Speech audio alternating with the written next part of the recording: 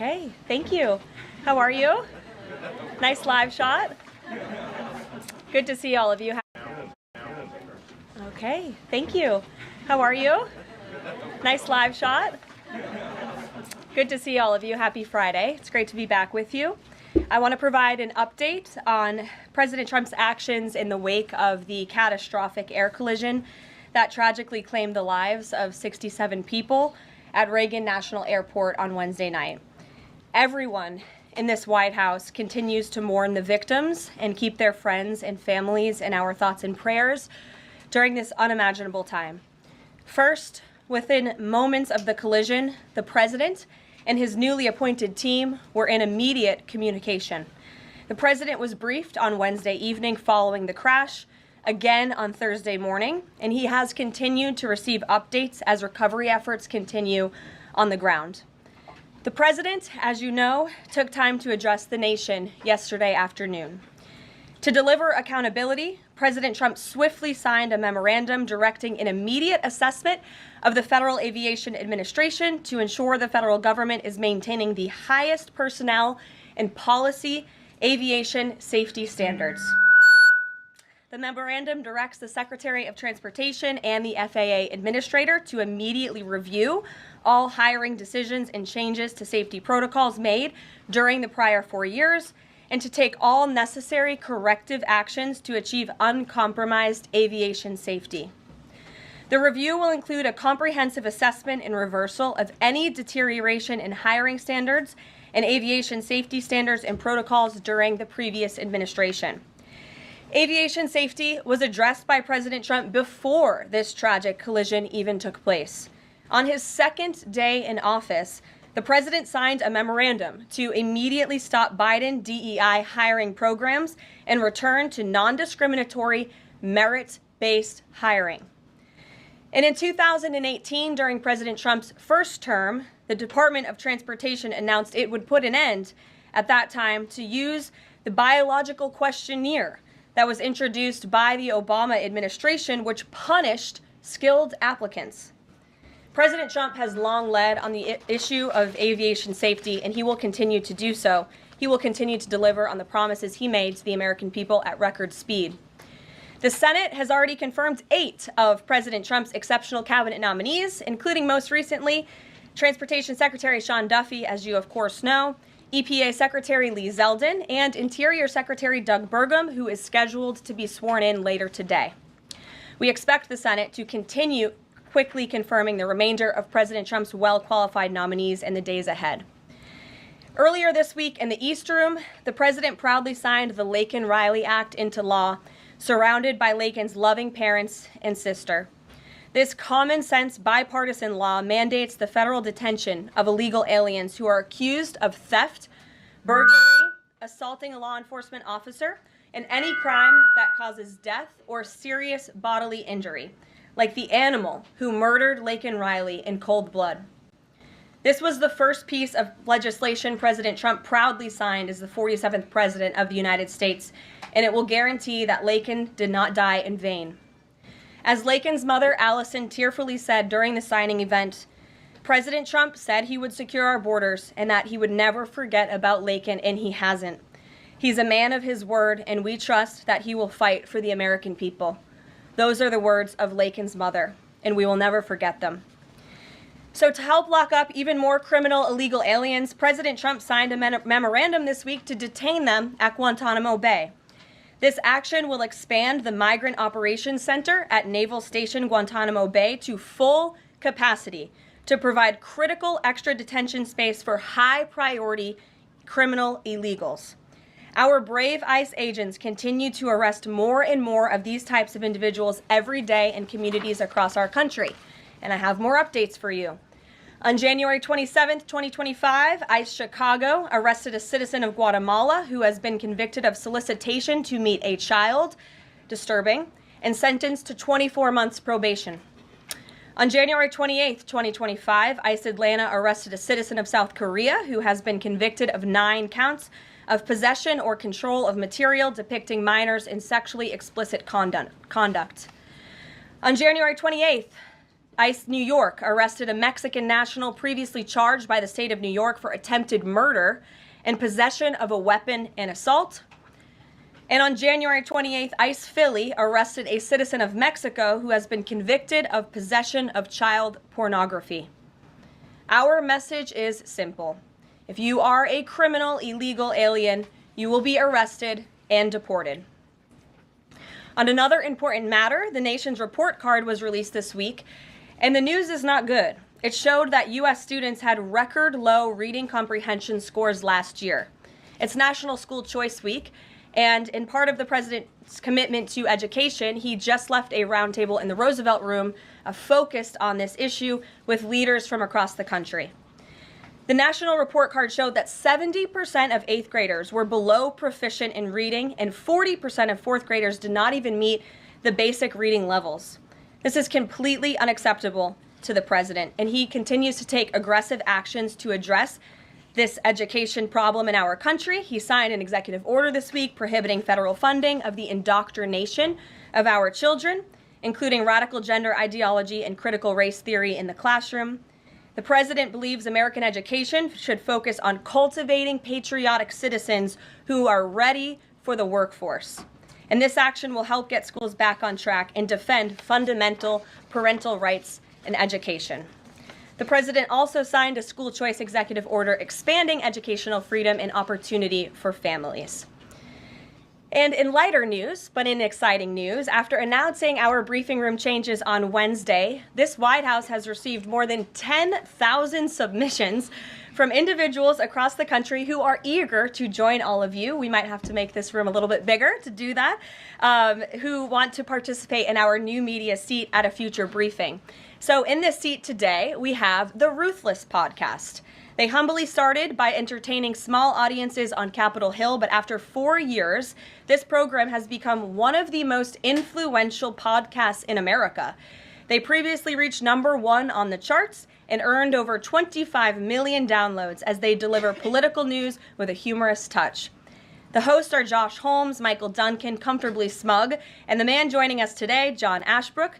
So with that, I will take your questions. John, please kick us off. Thank you very much. You know, Karoline, in your first briefing, the media went after this administration for deporting illegal immigrants they claimed were not criminals. The question is, do you think they're out of touch with Americans demanding action on our border crisis? The media out of touch? I think that media certainly is out of touch, and I think that's proven by a number of things, John.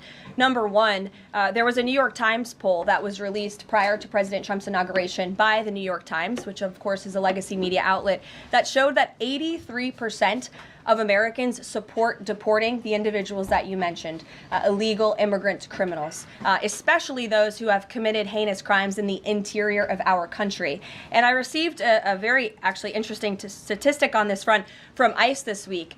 97% of the deportations that this administration has made thus far are of individuals who had a removal order from the previous administration, but were never removed from the interior of our country. So this shows that the previous administration was actually defying our laws, and all this administration is doing is simply following the laws, the immigration laws of this great country. Thanks for the question, John. Anything else? No, that's it. Okay, great.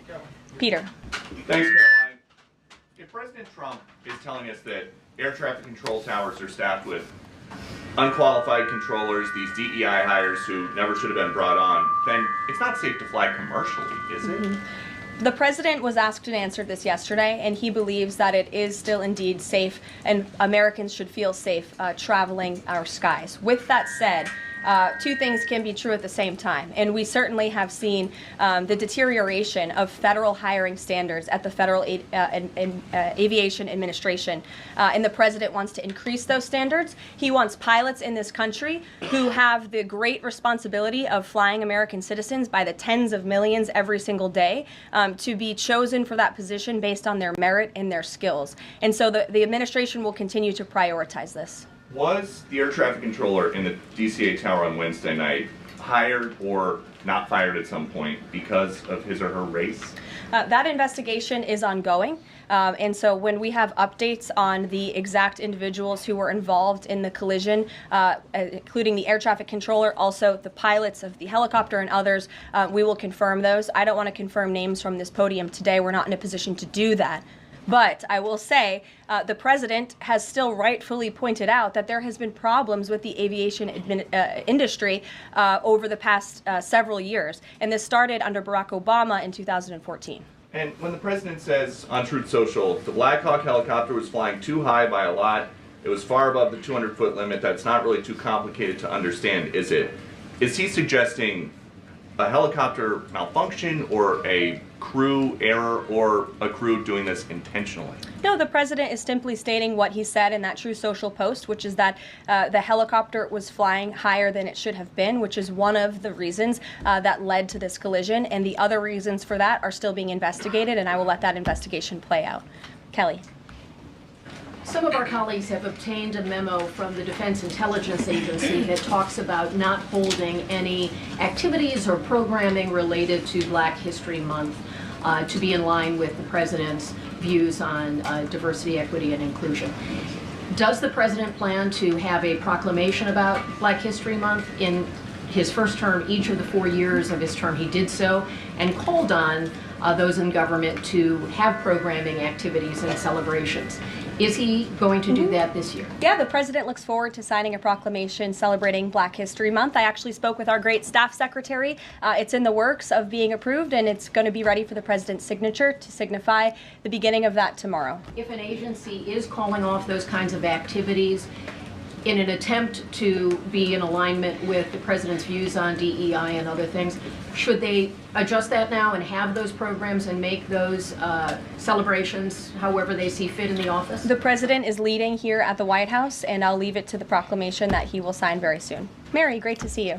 Thanks for having us. So I wanted to follow up on the gender executive orders you mentioned. First of all, we know that President Trump has taken a bunch of steps to protect children from irreversible transgender procedures. Is he interested in backing congressional legislation on this point? And does the Trump administration have interest in investigating doctors who perform these irreversible procedures on kids, such as a double vasectomy on a minor girl? Well, the president has already taken a very strong stance on this issue this week with the signing of his executive order, a few executive orders in this space. First, he made it the official policy of the federal government that there are only two sexes, male and female, and we have directed all federal agencies to comply with that policy. As for congressional legislation to support the president's agenda in this space, and certainly ending the mutilation of young children, the chemical castration of young children, which is a barbaric practice that the vast majority of Americans do not support for young minor children. Certainly the president would support Congress's efforts, as he has already made that very clear this week. Jennifer. On Rick Grinnell's trip to Venezuela to meet with Nicolas Maduro, is there anything you can share on timing on that, what his agenda is, what the mission of that trip is? Yes, so I can confirm that Rick Grinnell is in Venezuela today. I can confirm that Rick Grinnell is going to Venezuela, or is in Venezuela, with two immediate directives from the President of the United States. Number one, Rick Grinnell has been instructed to identify a place and ensure that repatriation flights of Tren de Aragua members, Venezuelan nationals who have broken our nation's laws, will land in Venezuela. As I said at this podium a few days ago, we expect every nation on this planet to cooperate with the repatriation of our citizens, and so Rick Grinnell is in Venezuela to ensure that can continue. And number two, Rick Grinnell is in Venezuela to ensure that all U.S. detainees in Venezuela are returned home. That's his mission, and I will provide a readout after this trip. On Bob Menendez, can you tell us if anyone has approached the White House or the president about a pardon or a commutation? I have not been part of those discussions. If they have, I am not sure if they have, but I won't speculate on potential pardons that may or may not happen. To my awareness, the answer is no. Justin. Hey, friends at Reuters are reporting that the president has made a decision on the Canada-Mexico tariffs, but that they won't actually be implemented until March 1st. I was wondering if you could confirm that and talk through some of the president's thinking. I saw that report, and it is false. I was just with the president in the Oval Office, and I can confirm that tomorrow, the February 1st deadline that President Trump put into place at a statement several weeks ago continues. The president will be implementing tomorrow a 25% tariffs on Mexico, 25% tariffs on Canada, and a 10% tariff on China for the illegal fentanyl that they have sourced and allowed to distribute into our country, which has killed tens of millions of Americans. These are promises made and promises kept by the president. The president yesterday said that last night he was planning to discuss whether an exemption would be made on oil imports. Do you have any information on what decision he made there, or will there be exemptions at all offered under this? I don't have an update or readout for you on the exemptions, but those tariffs will be for public consumption in about 24 hours tomorrow, so you can read them then. Karoline. Stephen Nelson. Thank you very much, Caroline. I have 3 questions, if that's all right. I'd like to ask you about press freedom and then about 2 economic matters. Sure. On press freedom, on Tuesday you announced plans to roll back the more restrictive press badge policy of the Biden White House. But there's a different anti-press freedom policy I wanted to ask about.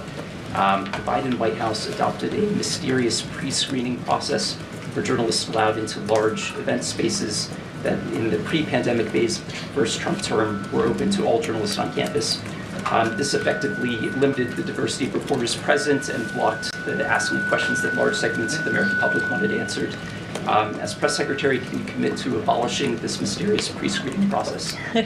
There were a lot of mysterious processes that my team and I have had to unravel over the past 2 weeks that were implemented by the previous White House and in particular the previous press shop here. And so I can commit to a greater access and transparency, which I believe we already have by ensuring that the 440 journalists whose credentials were revoked will be reinstalled. They will get their credentials if they wish to. We've also, of course, opened up a new seat to new media. And as far as open press events here at the White House, if we tell you it's open press, it's open press. So just to confirm, this pre-screening thing is something you're aware of and you'll work to undo to the maximum extent possible. When we say something is open press, it will mean it's open press. Economic matters, and I can just ask them both at once for Sure. you. In New York City, Governor Hochul's congestion pricing went into effect this month. Vehicles that drive through parts of Manhattan have to pay a $9 toll. President Trump has made clear his opposition. He said that it's, quote, the most regressive tax known to womankind. Will the administration be trying to block this? And the second question is, millions and maybe tens of millions of Americans who voted for President Trump were excited about his plans to do away with taxes on tips, overtime, and Social Security benefits. But there's uncertainty about the timing of this. So can you clarify for them when this is going to happen? And does President Trump want this to be in the first, all 3 of those in the first batch of legislation early this year? Well, to answer your question in one swoop, I will say that President Trump is committed to lowering taxes for Americans, cutting taxes for Americans. As for congestion pricing in New York, I do know that the president spoke with Governor Hochul about that. I don't have any, actions, so to speak, to read out for you on that issue today. Number 2, when it comes to no taxes on tips and Social Security, the president has made it very clear to our allies on Capitol Hill that is a critical piece of this reconciliation package, and he expects that his tax cuts from 2017, which put a lot more money back into the American people's pockets, those must be implemented, and no tax on tips. The president is intent on delivering on that promise, and he will get it done. And overtime also as part of reconciliation? Yes.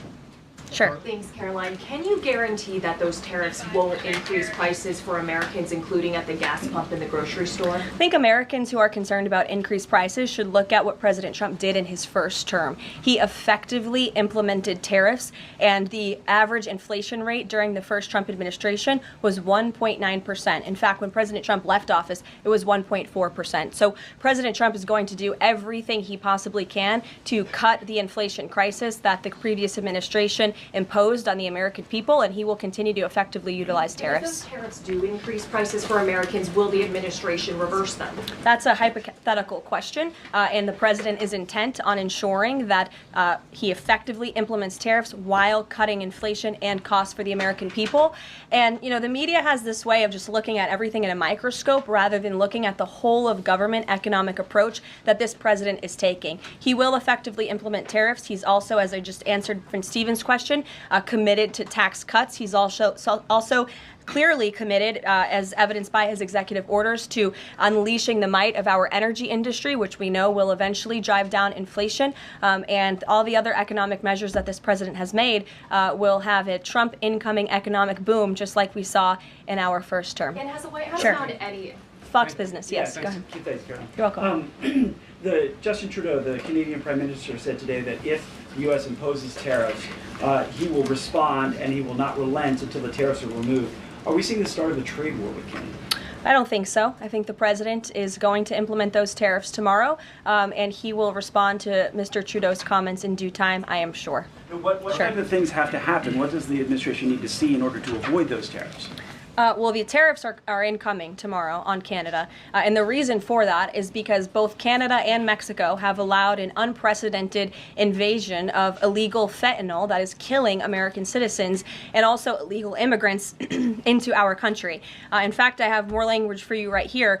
Canada, Mexico, and China, which, as I mentioned, President Trump will implement a 10% tariff on China, have all enabled illegal drugs to pour into America. The amount of fentanyl that has been seized at the southern border in the last 2 years alone has the potential to kill tens of millions of Americans. And so the president is intent on doing this, and I think Justin Trudeau would be wise to talk to President Trump directly before pushing outlandish comments like that to the media. If I may, one more. Yes, Lindsay. Can I go back to the plane crash for just 1 second? You're interrupting your colleague, but sure. Sorry, I thought you called on me. I called on Lindsay. The president this morning said the Black Hawk helicopter was flying too high. I'm wondering if he's basing that on what he learned from investigators, and if you could offer a little bit more of a window into how he is keeping abreast of this investigation. Sure. Is the NTSB briefing him separately? Is he meeting in the Situation Room?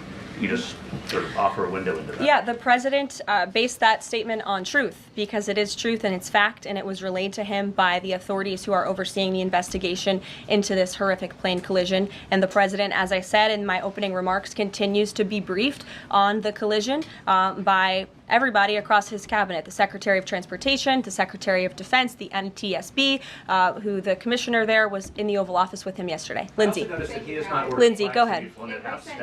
Lindsay, go ahead. Thank you. In recent days, the CIA actually revealed that they do also believe that COVID-19 was from a lab leak in Wuhan, China. How is the president planning on responding to this additional intel from the CIA, and will it impact how he responds to them with tariffs? Yeah, kudos to John Ratcliffe for revealing that truth and that fact to the American people. Many years too late, the Biden administration had a chance to let the American people know the truth about that, and for some reason, they chose not to. I also would just like to point out that several years ago, when I was working in this press shop and President Trump would take to this podium to brief the American people on COVID-19, he suggested that COVID very well may have came from a lab in Wuhan, China. And many members in this very room mocked him for that, said he was spewing conspiracy theories. He was not. We now know that to be the confirmable truth. It took many years for it to come out, but the president was right in this instance again. Sure.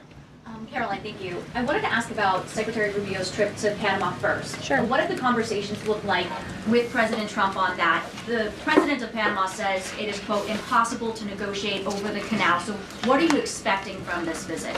So I have not been present for Secretary Rubio's conversations with President Trump about the Panama Canal. I have been present for President Trump's own thoughts on the Panama Canal, and you've all seen them as well in his public statements that he has shown.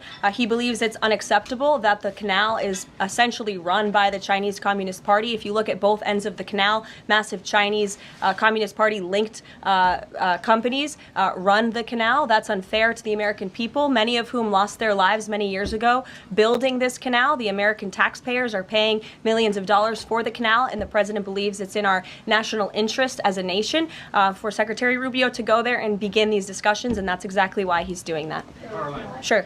Thank you very much, Karoline. Is the United States in the process of pulling out of Syria militarily? Because the president wanted to do that in his first term as well, and he had a lot of pushback from the Pentagon and Congress. And based on what he said yesterday, is he considering doing that in a short time? The president was asked and answered this question yesterday, and he, as the commander-in-chief of the United States military, reserves the right to review troop deployments overseas at any point in time. Is that a topic right now? Yes. Thank you.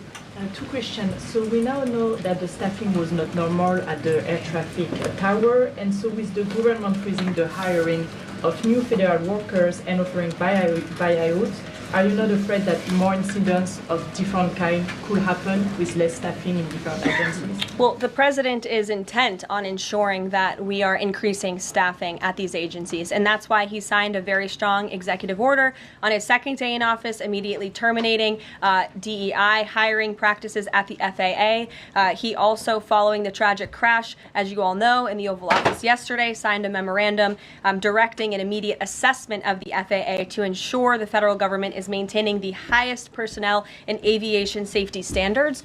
And I would also just say there's a cultural piece to this as well. If you are an American who has spent many years studying aviation and you graduate from school and you're an air traffic controller based on skill and merit, and then you apply for a job and you're forced to fill out a biographical questionnaire asking you the color of your skin and asking you where you're from in details that aren't relevant at all to the job description, I think that deteriorates the morale of people in this industry. And if you talk to people in this industry, they'll tell you that. In fact, many of them filed a lawsuit against the FAA a couple of years ago under Joe Biden's administration because they were denied positions because of this DEI hiring practice that was putting identity politics over merit and skills. That's unacceptable. And I think just to put a fine point on this, because this is the third or fourth question I've answered on this subject, when you are flying on an airplane with your loved ones, which every one of us in this room has, do you pray that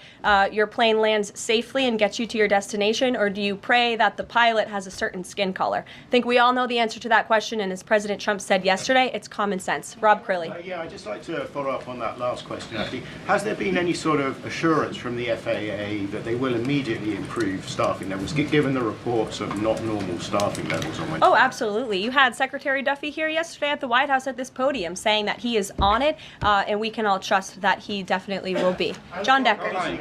Thanks a lot, Carol. You followed me, right? Yes, I did. Thank you very much. As long as your name's still John Decker. It is, absolutely. Thank you. The president's meeting today with the founder and CEO of NVIDIA. What is that meeting concerning, and who sought that meeting? I don't have details on this. It's a private meeting. It will take place at 2:30 p.m. I'll try to get there in time, and I can let you know after. How's that? On Guantanamo Bay, can you give more details about setting up that detention facility at Gitmo? How will that come about? What's the timing in terms of standing it up? And of course, this has happened before during the Clinton administration. Yeah, that's right. Detainees of Cuban and Haitian descent were both detained at Guantanamo. Are you looking at that model in setting up this detention facility? Secretary Hegseth, I believe, was on television this morning answering this question, and he said that the Department of Defense is already on it. He has directed his agency to ensure that Gitmo is increasing their capacity for beds, and that's exactly what President Trump's executive order did. It directed Secretary Hegseth and also Secretary Noem to expand the Migrant Operations Center at the Naval Station to provide for this extra detention space. And as Secretary Hegseth confirmed this morning, that operation is underway. Sure.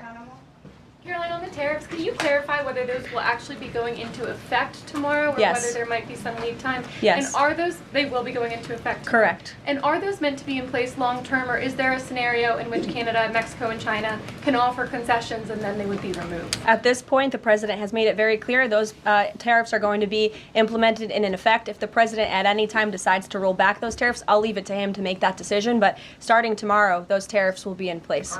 Sure. Thanks, Caroline. Yes.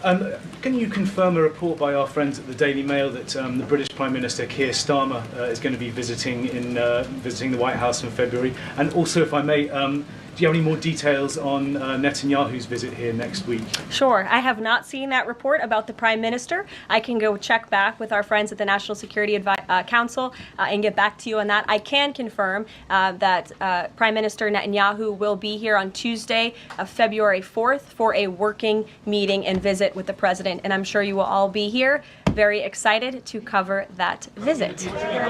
Sure. Daniel.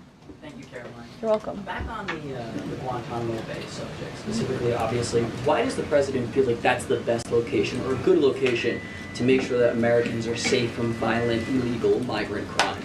Well, it's a really good question, and the memorandum that he signed, the order that he signed, builds on his previous executive actions, obviously, to secure our southern border and deport illegal criminals from the interior of our country. We know that we have an issue with detention space here in the interior, which is a big reason why Congress needs to pass this reconciliation package as quickly as possible to ensure that DHS and ICE have the funding they need to detain these individuals that the administration is very swiftly rounding up and deporting, arresting and deporting these illegal immigrant criminals. And so the president feels it's an appropriate place. Taxpayers are already funding it. The space is there. Why not use it? And the Secretary of Defense, as I said, is working on that as we speak.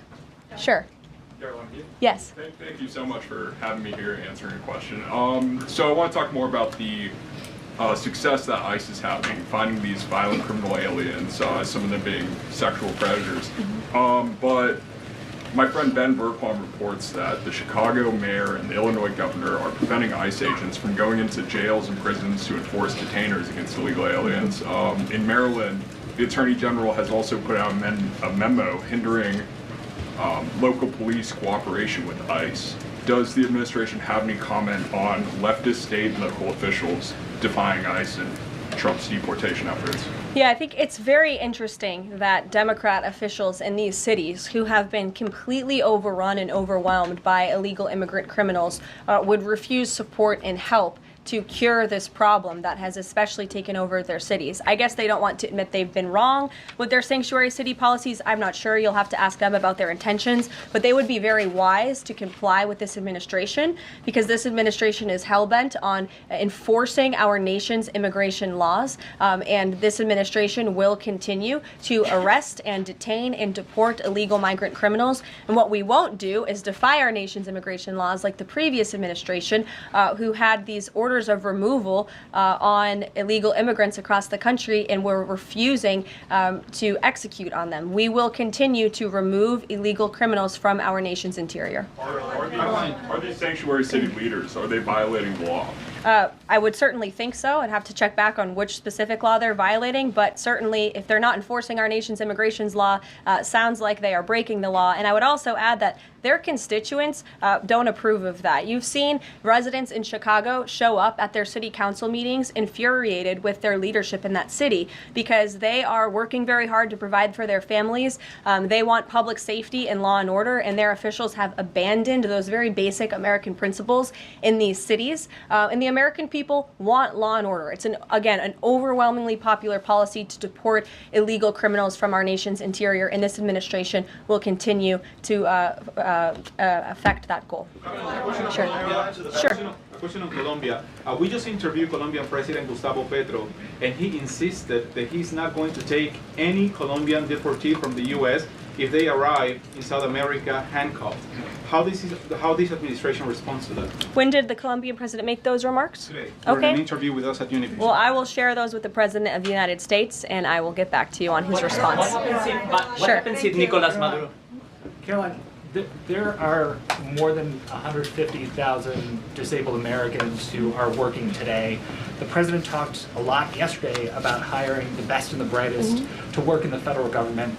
Safety aside, does he believe that disabled people do have a place to work in the federal government? And does he also support the current protections for disabled people working in the private sector as well? The president has made it very clear that this is a common sense solution to solving some of the problems that we have seen at the Federal Aviation Administration and also when it comes to many of the federal agencies across our government. People should not be hired based on their disabilities, based on their skin color, their gender, their race. None of that matters. What matters to this president and this administration is how well you can do your job, and the American people agree with that sentiment. So it's about competence, skill, and merit. And so the president is focused on ensuring that the most competent individuals, the best and the brightest in this country, are in positions in this federal government, especially when it comes to public safety.